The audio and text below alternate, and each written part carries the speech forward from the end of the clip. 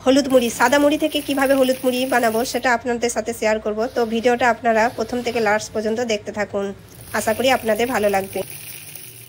কৃষ্ণ ভক্তবৃন্দ, অন্নপূর্ণা প্রসাদমে আপনাদের স্বাগতম। আশা করি আপনারা ভালো আছেন। তো আমি একটা ছোট্ট ভিডিও নিয়ে এসেছি যেটা আপনাদের খুব ভালো লাগবে। তো আপনারা প্রথম থেকে লাস্ট পর্যন্ত এই ভিডিওটা দেখতে থাকুন। হলুদ মুড়ি কিন্তু আমরা সকলেই ভালোবাসি, কিন্তু আপনারা কি জানেন যে এই হলুদ মুড়ি কিন্তু মহাপ্রভুরও অত্যন্ত প্রিয়।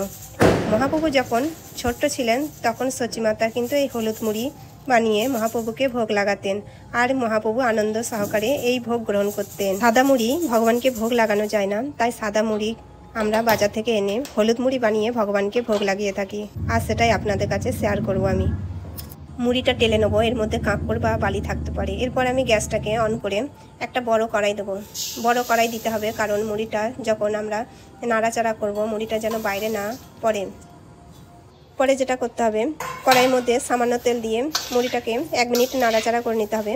এরপর পরিমাণ মতো হলুদ দিতে হবে এবং মুড়িটাকে অনবরত নাড়তে হবে এবং গ্যাসটাকে স্লো রাখতে হবে। গ্যাসটাকে হাই করলে চলবে না, কারণ গ্যাসটাকে যদি হাই করি তাহলে মুড়িটা কিন্তু নিচে ধরে যেতে পারে। এইদিকে আমাদের খেয়াল রাখতে হবে এবং মুড়িটাকে কিন্তু অনবরত নেড়ে যেতে হবে। মুড়িটা অনবরত নাড়ার পর 2 মিনিট পর দেখবেন মুড়িটা আপনা আপনি হলুদ হয়ে যাবে এবং মুড়িটা প্রতিটি মুড়ির মধ্যে হলুদটা লেগে যাবে, কিন্তু অনবরত আপনাদের নাড়াচাড়া করে যেতে হবে। আমরা যা কিছু করব সেটা ভগবানকে ভোগ লাগিয়ে, যেহেতু সেটা আমাদের শ্রদ্ধা সহকারে করতে হবে, কারণ আমরা শ্রদ্ধা সহকারে যদি ভগবানকে ভোগ লাগি তো ভগবান অত্যন্ত প্রসন্ন হবে।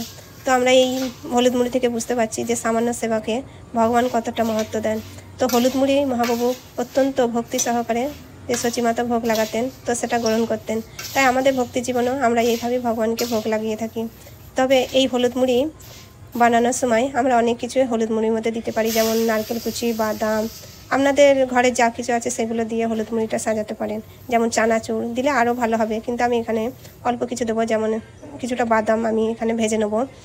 বাদামটাকে আমি অল্প সামান্য তেল দিয়ে ভাজতে হবে, বেশি তেল দিলে হবে না, এবং গ্যাসটাকে লো মধ্যে রাখতে হবে এবং বাদামটাকে অনবরত নাড়াচাড়া করে দিতে হবে।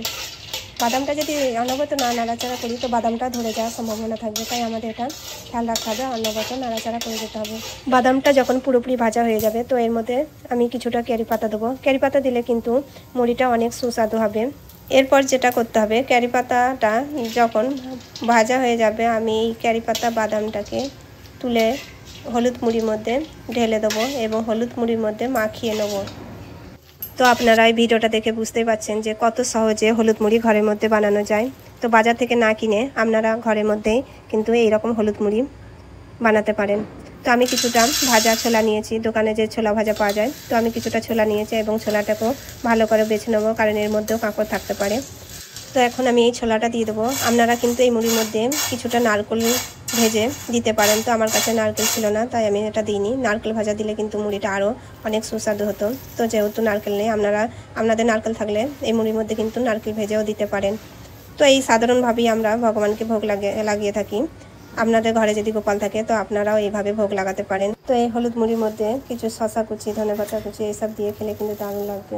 আর এটা আমরা যখন তৈরি হয়ে যাবে হলুদ মুড়িটা একটা কৌটোর মধ্যে ভরে রাখবো, কিন্তু এটা শীতকালে অনেক খেতে ভালো লাগে। তো আশা করি আপনাদের এই ভিডিওটা ভালো লেগেছে।